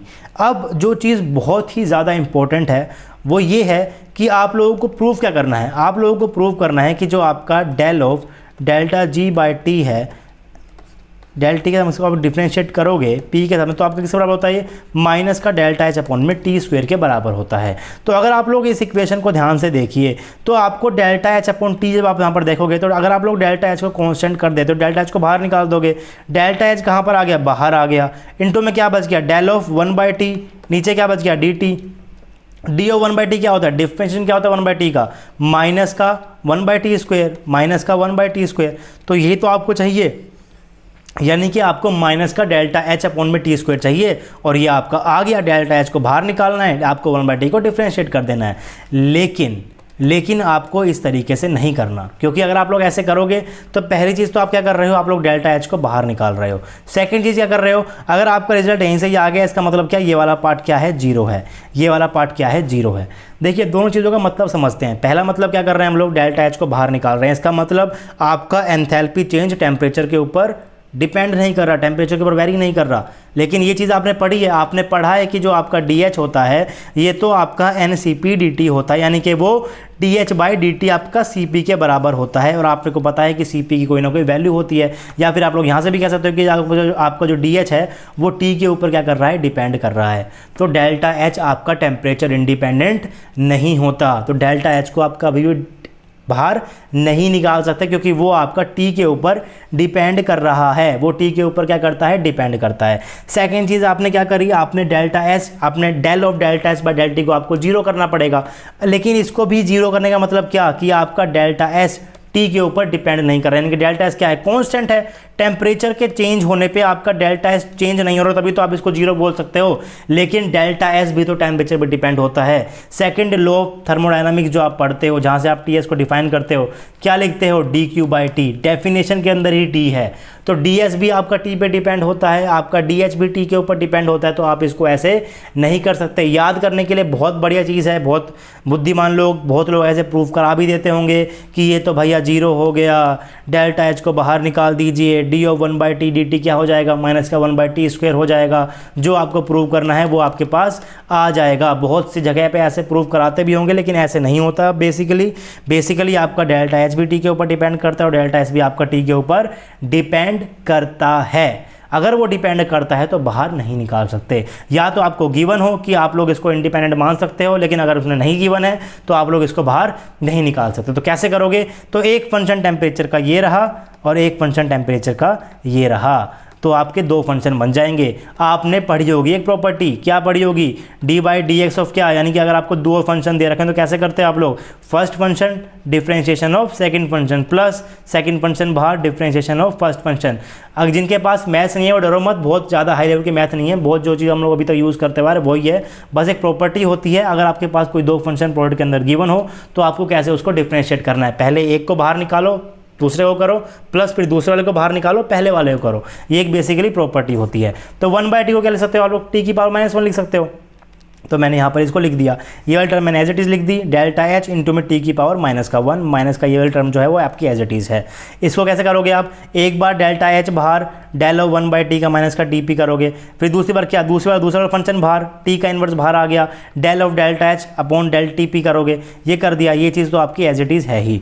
अब देखिए डेल्टा एच तो ये रहा, डिफरेंशिएशन ऑफ 1/t क्या होता है, 1/t स्क्वायर, ये आपको पता है कि differentiation d by D x of 1/x क्या होता है, 1/x का स्क्वायर होता है, माइनस का 1/x का स्क्वायर होता है। बहुत बेसिक डिफरेंशिएशन है। अगर आपको इसके अंदर कोई प्रॉब्लम आ रही है तो जो मैंने लेक्चर आपको बताया था, पार्शियल डेरिवेटिव जब हम लोग पढ़ रहे थे, कंप्लीट डेरिवेटिव हम लोग पढ़ रहे थे, मैंने वहाँ पर आपको डिफरेंशिएशन कुछ फॉर्मूले याद भी कराए थे। तो अगर आपको प्रॉब्लम आ रही है तो आप लोग उस लेक्चर को जाकर दोबारा देख लीजिए, ताकि आप लोगों को समझ आ जाएगी कैसे मैं यहाँ पर डिफरेंशिएशन कर रहा हूँ इस चीज़ का।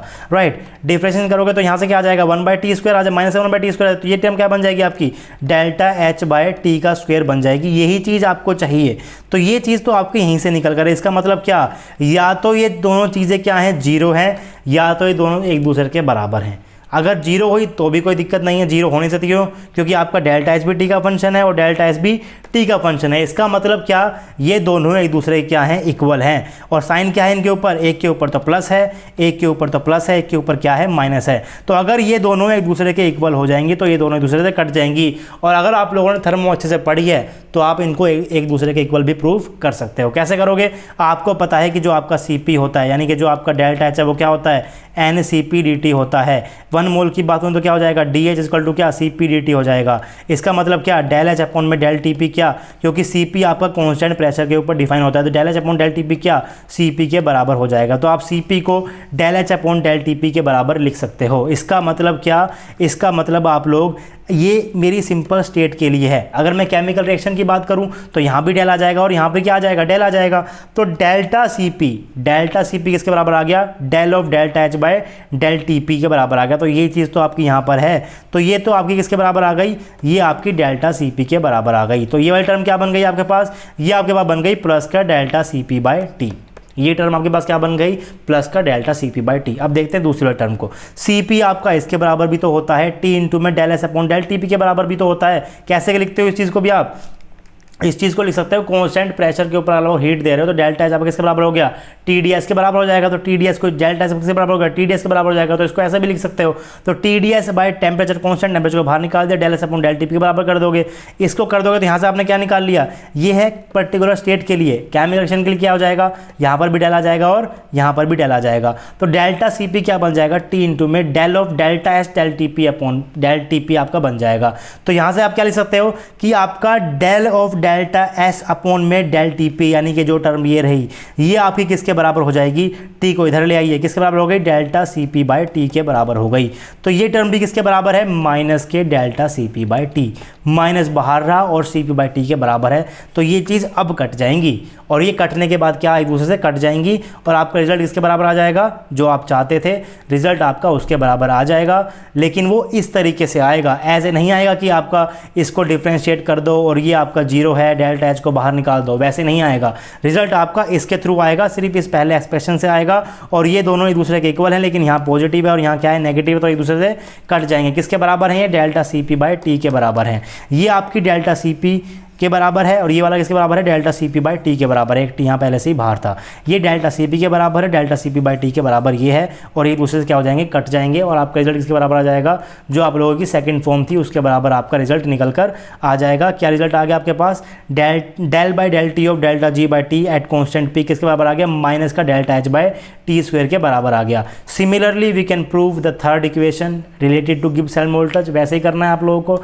डेल्टा जी बाई टी निकालिए, यहाँ पर आपने टी के रिस्पेक्ट में डिफरेंशिएट किया, वहाँ पर 1/t के रिस्पेक्ट में कर देखिए कैसे आप लोग कर सकते हो उसको। वो हाई मैथ हो जाएगी, करने की ज़रूरत है नहीं, आपको सिर्फ उसको याद कर लीजिए। वो सिंपल सा आपका डेल्टा एच के बराबर है, कोई बहुत बड़ी चीज़ वहाँ पर है नहीं। और वैसे भी आप लोगों ने थोड़ी देर पहले देखा ही था कि जो आपका डेल्टा जी बाई टी है वर्सेस जो आपका 1/t है, इसके जो बीच का ग्राफ है वो आपका किसके बराबर था, डेल्टा एच के बराबर था। इसका मतलब यानी कि इसके बीच स्लोप का मतलब क्या है, स्लोप का ऐसे तो लिखते हो आप लोग, delta G by T divided by del of 1/t equal to क्या है, डेल्टा एच है। तो यही तो आपकी थर्ड इक्वेशन है, इसको आप एज इट इज़ याद कर लीजिए। प्रूफ करने के लिए बहुत सिंपल है, डेल्टा जी बाई टी निकालिए, 1/t के उसको डिफ्रेंशिएट कर दीजिए, आपका प्रूफ भी हो जाएगा। लेकिन उतनी मैथ पढ़ने की ज़रूरत है नहीं, दो प्रूफ कर लिए और ये चीज़ तो आपको वैसे भी याद ही है। अब क्या बच गया, अब आपका बच गया जो क्वेश्चन जो मैंने आपको आज नहीं कराया वो क्वेश्चन हमें करना है और साथ ही साथ कुछ बातें हमें करनी है जो हम लोग कल की क्लास के अंदर पढ़ने वाले हैं, क्योंकि अभी आपका जी का डिपेंडेंस टी के ऊपर ख़त्म नहीं हुआ है। सिर्फ आप लोगों ने 3 इक्वेशन याद की है गिब्स हेल्महोल्ट्ज़ की। जो आपकी सेकंड इक्वेशन है, मैं बताऊं एग्जाम पॉइंट ऑफ व्यू से, तो जो आपकी सेकंड इक्वेशन है ये बहुत इंपॉर्टेंट है, क्योंकि इस सेकंड इक्वेशन से जो रिलेशन आपके पास डिराइव होंगे वो ऐसे होंगे कि अगर आपको एक टेम्परेचर के ऊपर डेल्टा जी पता है तो दूसरे टेम्परेचर के ऊपर आप लोग डेल्टा जी टू को कैलकुलेट कर सकते हो, बशर्ते आपको क्या गिवन हो, डेल्टा एच गिवन हो, बशर्ते आपको डेल्टा एच गिवन हो। तो जो आपने चौथा फीचर देखा था जी का पी के साथ, अगर एक प्रेशर पर डेल्टा जी1 पता है तो दूसरे प्रेशर के ऊपर डेल्टा जी2 निकाल सकते हो, बशर्ते आपको डेल्टा एनजी पता हो या फिर आपको डेल्टा वी पता हो। इस केस के अंदर अगर आपको एक टेम्परेचर के ऊपर डेल्टा जी1 पता है तो दूसरे टेम्परेचर के ऊपर डेल्टा जी2 निकाल सकते हो, बशर्ते आपको क्या पता हो, डेल्टा जी2 पता हो। अब जो क्वेश्चन मैंने आपको छोड़ा था उस क्वेश्चन के अंदर आपके पास क्या गिवन था, उस क्वेश्चन के अंदर आपको जो चीज़ें गिवन थी वो आपको गिवन था कि जो आपका डेल्टा जी था वो आपका था एक्स प्लस में वाई टी प्लस में z का टी स्क्वायर। ये आपको क्वेश्चन गिवन था और आपसे क्या पूछा था, आपसे डेल्टा सी पी को उसने आपसे पूछा था। तो कोई बहुत बड़ी बात है नहीं, आपको पता है कि जो आपका डेल्टा जी बराबर होता है किसके बराबर होता है, डेल्टा एच माइनस का टी डी एस, ये रिलेशन आपको पता है। लेकिन आपने अभी थोड़ी देर पहले एक रिलेशन और देखा था, क्या रिलेशन देखा था आप लोगों ने, आपने देखा था कि जो आपका डेल्टा एच है, देखिए क्वेश्चन के ऊपर दोबारा देखिएगा आप, क्वेश्चन के अंदर कहीं ना कहीं डेल्टा एच के बारे में हिंट है कि आपको डेल्टा एच के बराबर इसको करके लेके आना है। कैसा हिंट दिया हुआ है क्वेश्चन को दोबारा से पढ़ लेते हैं और उसके बाद हम लोग इस क्वेश्चन को दोबारा से अच्छे से सॉल्व करते हैं कि किस तरीके से हम लोग इस क्वेश्चन को कर सकते हैं। क्वेश्चन आपके पास कहाँ गया, एक सेकेंड में क्वेश्चन निकाल लेता हूँ।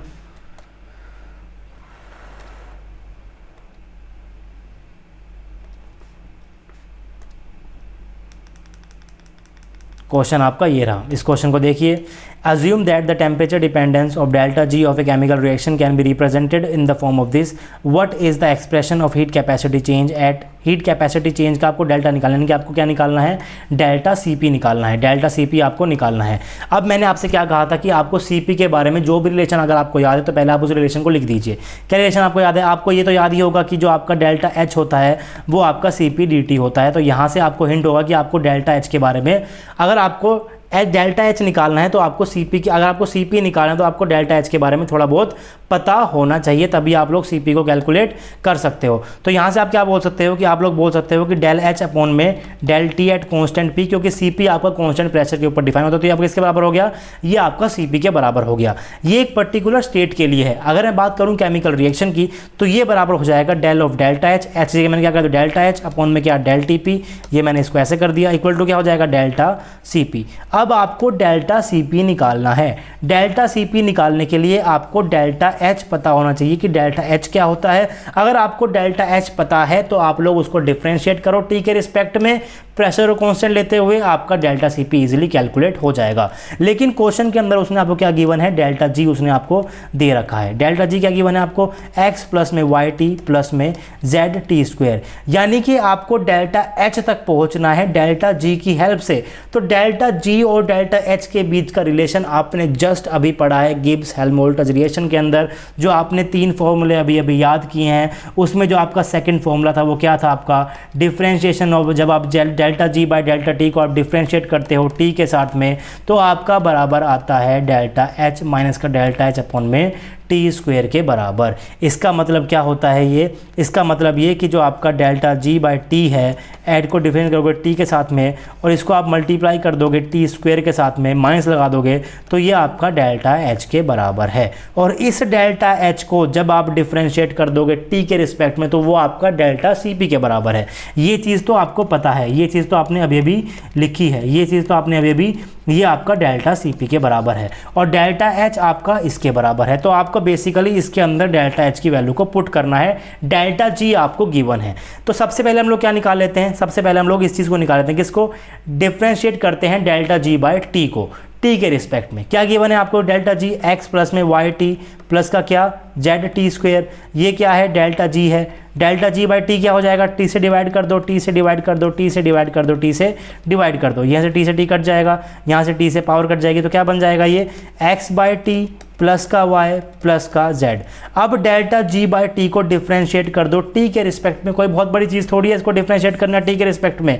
कैसे करोगे, x तो कांस्टेंट है, x बाहर आ गया, 1 बाई टी डिफरेंशिएट क्या हो जाएगा, माइनस का 1 बाई टी स्क्वायर, कोई बहुत बड़ी चीज़ नहीं है, प्लस क्या y कांस्टेंट है 0, z के साथ क्या है यहाँ पर t है, z कांस्टेंट है, z बाहर निकल गया, t का क्या होता है 1, तो क्या निकल कर आ गया डिफरेंशिएशन आपका सीधा सीधा आपने अभी भी क्या निकाला है, आपने ये चीज़ निकाल ली है। आपने क्या निकाला इसको, आप ये कह रहे हो कि ये आपका x by T square plus के 0, क्योंकि आपका जो y था वो कांस्टेंट था, प्लस क्या करोगे आप इसके साथ में z, ये आपका इसके बराबर निकल कर आ गया। क्या निकल कर आ गया, ये डेल्टा G अपॉन में t का डिफरेंशिएशन t के साथ। जब आप इसको मल्टीप्लाई कर दोगे माइनस के t स्क्वायर के साथ, तो ये आपका डेल्टा H के बराबर हो जाएगा। कैसे पता है ये आपको, ये आपको पता है गिब्स हेल्महोल्ट्ज़ इक्वेशन से, क्योंकि आपको पता है कि इसका डिफरेंशिएशन माइनस के delta H by T square के बराबर, तो टी स्क्वायर को आप इधर ले आओ, यानी कि आपको इसको मल्टीप्लाई करना है। अब किसके साथ, इसको आपको मल्टीप्लाई करना है। ये चीज़ आपने निकाली है किसके बराबर, ये चीज़ आपकी जो है, ये जो चीज़ है ये आपकी इसके बराबर है, ये चीज़ किसके बराबर है, इसके बराबर। तो यहाँ पर पुट कर दीजिए,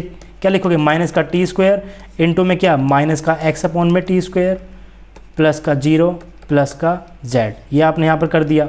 कोई बड़ी बात, क्या करोगे, मल्टीप्लाई करोगे तो क्या बन जाएगा, x खाली x बन जाएगा, टी स्क्वायर यहाँ पर है, टी स्क्वायर यहाँ पर है, इससे कट जाएगा, माइनस का 0 हो जाएगा, यहाँ पर क्या आ जाएगा, माइनस का z इंटू में टी स्क्वायर आपका क्या बन गया, ये आपका बन जाएगा सिंपल सा डेल्टा H। ये आपका क्या बनकर आ गया, सिंपल सा डेल्टा H। किसके बराबर आ गया, ये x माइनस का zt स्क्वायर। कोई बहुत बड़ी चीज़ नहीं कर रहा हूँ, इसलिए कंफ्यूज बिल्कुल ही मत होइएगा, बहुत सिंपल चीज़ कर रहा हूँ। आपका डेल्टा H निकल कर आ गया है x माइनस का zt स्क्वायर। आपको चाहिए डेल्टा Cp, ये आपने देखा है कि ये आपका बराबर होता है, आप जब आप डेल्टा H को डिफरेंशिएट कर देते हो t के साथ में एट कांस्टेंट p, तो इसको एक बार और डिफरेंशिएट करना है t के साथ में। कोई बहुत बड़ी चीज़ नहीं है, ये क्या है, कांस्टेंट है, तो क्या हो जाएगा 0, यहाँ पर क्या लग जाएगा माइनस, पहले से ही था, z क्या है कांस्टेंट है, बाहर आ गया, t स्क्वायर क्या हो जाता है 2 इंटू में t, तो क्या रिजल्ट आ गया आपके पास, माइनस का 2zt आपके पास रिजल्ट निकल कर आ गया। चौथा जो आपके पास ऑप्शन है, तो या फिर जो भी आपके पास ऑप्शन दिया होगा वो आप लोग देख लीजिए क्या ऑप्शन आपके पास। तीसरा ऑप्शन आपके पास है माइनस का 2zt, तो ये आपका सही हो जाएगा। देखिए क्वेश्चन करना मैं आपको फिर बता दूं मैंने किस तरीके से क्वेश्चन को किया है, कंफ्यूज बिल्कुल भी मत होइए। आपको डेल्टा Cp निकालना है, आपको क्या निकालना है, डेल्टा Cp निकालना है। Cp के दिमाग में ही आते ही आपको पता चला होगा कि आपका DH जो है वो आपका NCp dt के बराबर है। मोल को क्या कर लो, 1 ले लो, तो DH क्या हो गया आपका Cp dt के बराबर हो गया। इसका मतलब क्या, DH बाई dt आपका क्या हो गया, Cp के बराबर हो गया।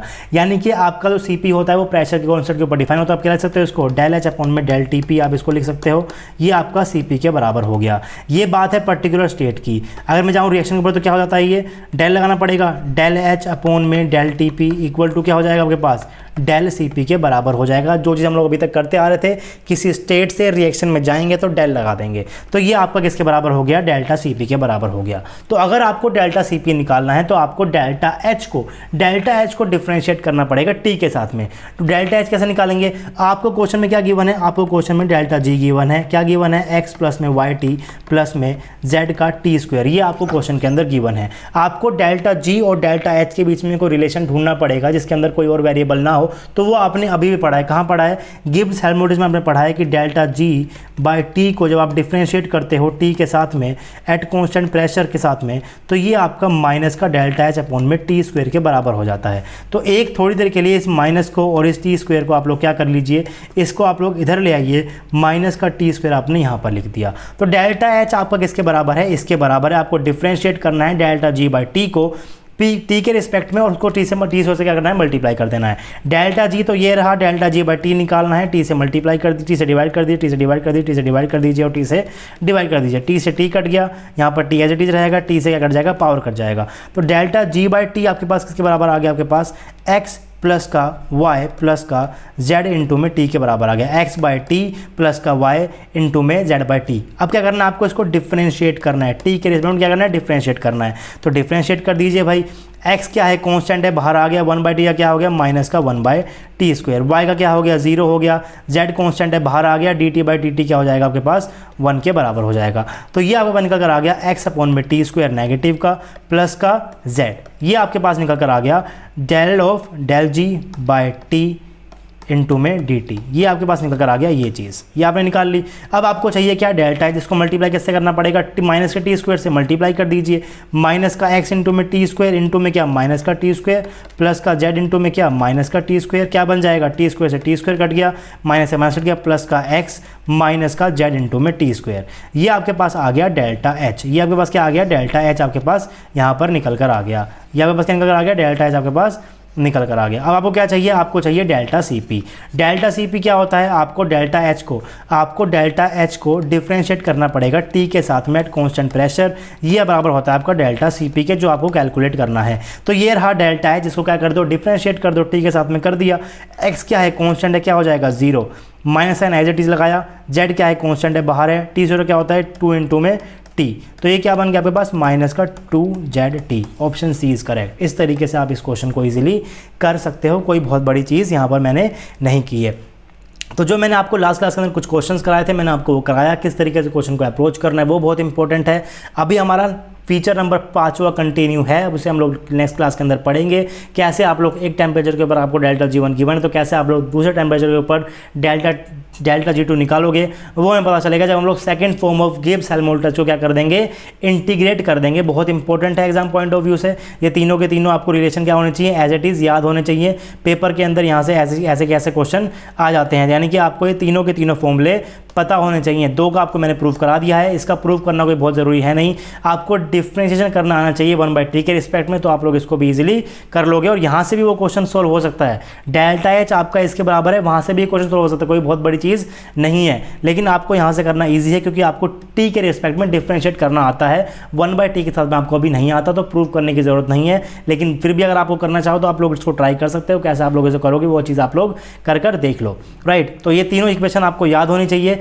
कल की क्लास के अंदर हम लोग सेकंड एप्लीकेशन का बहुत ज़्यादा यूज़ करेंगे और इस इक्वेशन से ड्राइव करेंगे अपना फॉर्मूला, कैसे आप लोग एक टेम्परेचर के ऊपर डेल्टा G1 पता होने के बाद कैसे आप लोग दूसरे टेम्परेचर के ऊपर डेल्टा G2 को कैलकुलेट कर सकते हो। अगर आप लोगों को ये वीडियो अच्छा लगा, प्लीज़ इस वीडियो को लाइक कीजिए। आपको यहाँ पर मिली नॉलेज अगर यूज़फुल लगती है तो अपने दोस्तों के साथ प्लीज़ इस चीज़ को शेयर कीजिए। हम लोग यहाँ पर फ्री एजुकेशन को प्रमोट कर रहे हैं, तो थोड़ा सपोर्ट कीजिए, आप लोग वीडियो को शेयर कीजिए ताकि बहुत ज़्यादा लोगों तक हम यहाँ तक पहुँचा सकें, हर एक लोग अपनी एजुकेशन को गेन कर सके। अगर आप लोगों को मेरा काम अच्छा लगता है तो आप लोग RJ Academy को फाइनेंशियली सपोर्ट भी कर सकते हैं, आप लोग हमें डोनेशन कर सकते हैं, आप लोग पेटीएम, गूगल पे और फ़ोनपे के थ्रू हमें पेमेंट कर सकते हैं। ये आपका सपोर्ट, आप जितना वीडियो को शेयर करेंगे उतना ही हमें प्यार मिलता रहेगा। आप वीडियो नीचे कोई ना कोई कमेंट ज़रूर कीजिए, क्योंकि हमारे पास आपके लाइक्स हैं, आपके कमेंट है, इसके अलावा हमारे पास कुछ भी नहीं है। आपसे मिलते हैं नेक्स्ट लेक्चर के अंदर, तब तक के लिए पढ़ते रहिए, पढ़ाते रहिए और खुश रहिए। Thank you.